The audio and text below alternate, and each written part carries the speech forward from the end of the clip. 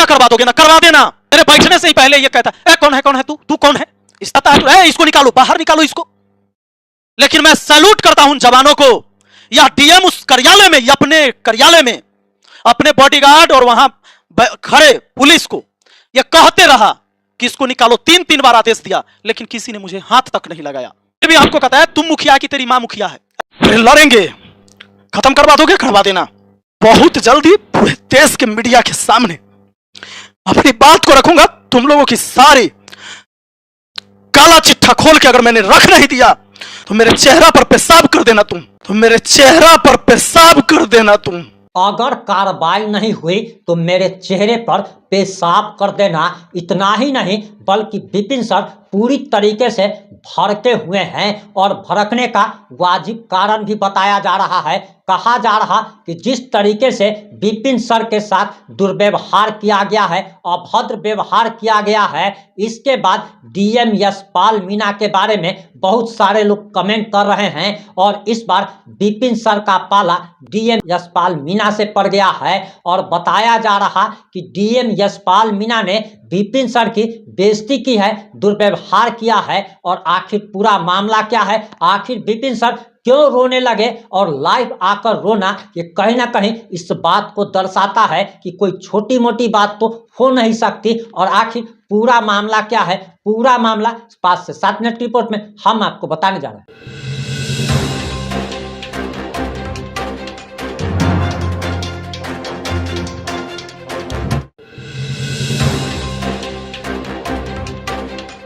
नमस्कार, मैं प्रिंस कुमार सिंह और आप देख रहे हैं पॉजिटिव इंडिया। अगर अभी तक आपने चैनल को सब्सक्राइब नहीं किया है तो खबरों से अपडेट रहने के लिए कृपया चैनल को सब्सक्राइब कर लीजिए। और जो लोग भी ऑलरेडी कर चुके हैं तमाम लोग को सहृदय धन्यवाद। अब वापस आते हैं अपनी खबर पर और आपको बताते चले कि विपिन सर लाइव आते हैं और लाइव आकर अपने साथ हुई घटना के बारे में बताते हैं। डीएम यशपाल मीणा पर काफी गंभीर आरोप लगाए गए हैं, लेकिन आपको बताते चले कि इससे पहले भी वैशाली डीएम यशपाल मीणा पर उनके ही कर्मचारियों ने, वैशाली के तमाम सीओ ने धरना प्रदर्शन किया था। कई बार पहले भी बवाल मच चुका है और डीएम यशपाल मीणा पर अक्सर यह आरोप लगता है कि वह लोगों के साथ, अपने सीओ के साथ, अपने अधीनस्थ कर्मचारियों के साथ दुर्व्यवहार करते हैं, गाली गलौज करते हैं। और इस बार विपिन सर के साथ भी दुर्व्यवहार किया गया है और इसको लेकर विपिन सर सामने आए हैं और उन्होंने काफी सारी बातें बताई है। हालांकि आपको स्पष्ट करते चले कि अभी तक डीएम यशपाल मीणा की तरफ से इस पर कोई भी बयान नहीं आया है, लेकिन आखिर विपिन सर ने क्या कहा है, कौन से आरोप लगा दिए हैं, विपिन सर लाइव में आकर रोने क्यों लगे और काहे ही उन्होंने इस बात को कहा कि अगर मैंने ये नहीं किया तो मेरे चेहरे पर पेशाब कर देना। आप सबसे पहले ये वीडियो देखिए। कि कल हमारी वार्तालाप हुई इनसे, पहली मुलाकात थी फेस टू फेस। हालांकि 2 दिन से मैं इनसे मिलने का प्रयास कर रहा था। 4 तारीख कल था, उससे पहले 3 तारीख को मैं पहुंचा था डीएम कार्यालय, लेकिन ये नहीं मिले और हमें समय दिया गया कि कल आके आप मिलिए 3 बजे।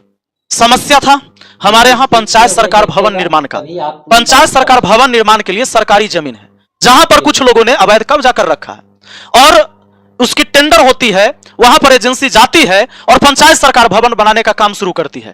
प्रशासन जाती है, जिला पुलिस जाती है, सीओ और एसडीओ पहुंचते हैं, जमीन को खाली भी करवाया जाता है। पर इनके ऊपर जब किसी का कॉल आता है, डीएम साहब तुरंत आदेश देते हैं एसडीओ साहब को कि जाओ और जो अतिक्रमणकारी को हटा रहे थे उसको रोक दो और जो जहां है वहीं रहने दो। पंचायत का काम हो ना हो उससे कोई फर्क नहीं पड़ता है। इसी के बाद एसडीओ साहब जाकर रोक देते हैं काम को, काम रुक जाता है। मुझे इस बात का पता चला, हमने एक आवेदन लिखा कि ताकि हम डीएम साहब को दे सके और हम जान सके कि कारण क्या है। पर डीएम साहब को सब कुछ पहले से पता था और पता होगा भी क्यों नहीं। मैं आपको बताऊंगा कि डीएम साहब किस बात का बदला अभी ये निकालना चाहे हमसे। मैंने एक आवेदन लिखा जो इनके लिए, पर इन्होंने मेरा आवेदन लेने से मना कर दिया। अरे जनप्रतिनिधि हैं हम, जनता का प्रतिनिधित्व करते हैं, लोगों ने वोट देकर मुझे बनाया है और उनकी बात अगर आप तक नहीं पहुंचा सका मैं, शर्म की बात है। और शर्म की बात है आपके एजुकेशन पर, स्नातकोत्तर की और समाज शास्त्र में समाज का ज्ञान है। आम जनता की समस्या को एक प्रतिनिधि लेकर पहुंचेगा, आप चिट्ठी नहीं लीजिएगा, एफआईआर करूंगा कोर्ट से आपके ऊपर। और एक चीज और कह देता हूं, कल मैंने आप करके बात किया है ना, और यह व्यक्ति तुम करके मुझसे बात करता था। अभी से मैं तुझे तुम कहूंगा, यशपाल मीणा, तुम, क्योंकि तुम यही कहलाने लायक हो। हमने सिर्फ गांधी को फॉलो नहीं किया है, हम लोग भगत सिंह को भी फॉलो करते हैं। लेने लायक नहीं था डीएम, ये लेने लायक नहीं था आवेदन, लेकिन आपको लगता है कि आप इस जिला के मालिक हैं। नहीं, you are a public servant. तुम यहां के जनता का नौकर हो, क्योंकि यहां के जनता के टैक्स के पैसा से तुमको सैलरी दी जाती है, बेशरम जी। जब मैं तुम्हारे पास आवेदन लेके गया था, यही आवेदन था जिसको लेने से तुमने मना कर दिया। कल 4 तारीख को मैंने यह आवेदन देने के लिए गया था तुम्हारे पास, और जिन नेताओं के चक्कर में तुमने हमारा आवेदन नहीं लिया है, मैं उनकी भी सारी कुंडली खोल के रख दूंगा अगली वीडियो में। मैं आपको बताऊं, जब इस व्यक्ति से मैं कल मिलने गया था इसके कार्यालय में, इसको सब कुछ पहले से पता था। जब आप वहां जाते हैं, एक चिरकुट लिखाता है, चिरकुट पहले एक पर्चा लिखाता है कि कौन व्यक्ति मिलने है किस लिए, तो उसमें नाम लिखा मैंने, विपिन कुमार राय मुखिया, सलाह पंचायत। चिरकुट जाता है अंदर, उसके बाद बुलाया जाता है, कार्ड भेजता है अंदर। जब अंदर हम गए, तो जब अंदर गए, जैसे ही जा रहे हैं, सामने कुर्सी लगा होता है आम लोगों के बैठने के लिए, लेकिन इसको लगता है कि यह यहां का राजा है। अरे राजा नहीं, तुम एक आम जनता का नौकर है। क्या क्या आरोप लगाए गए? मेरे बैठने से ही पहले यह कहता है, कौन है, कौन है तू, तू कौन है, इस तरह से मेरे साथ बात किया। कौन है तू? मैंने बोला कि सर, चूंकि मुझे काम था, मैं चाहता था कि प्यार से काम हो जाए। अगर 2 बात इसने मुझे गलत भी कह देगा तो मैं सुन लूं, क्योंकि मुझे काम चाहिए। तो जब मैं वो बताया इसको कि भाई मैं मुखिया हूं सर, सलाह पंचायत का। हाँ, क्या बात है? मैंने बोला कि सर, पंचायत सरकार भवन के निर्माण के संबंध में बात करनी है।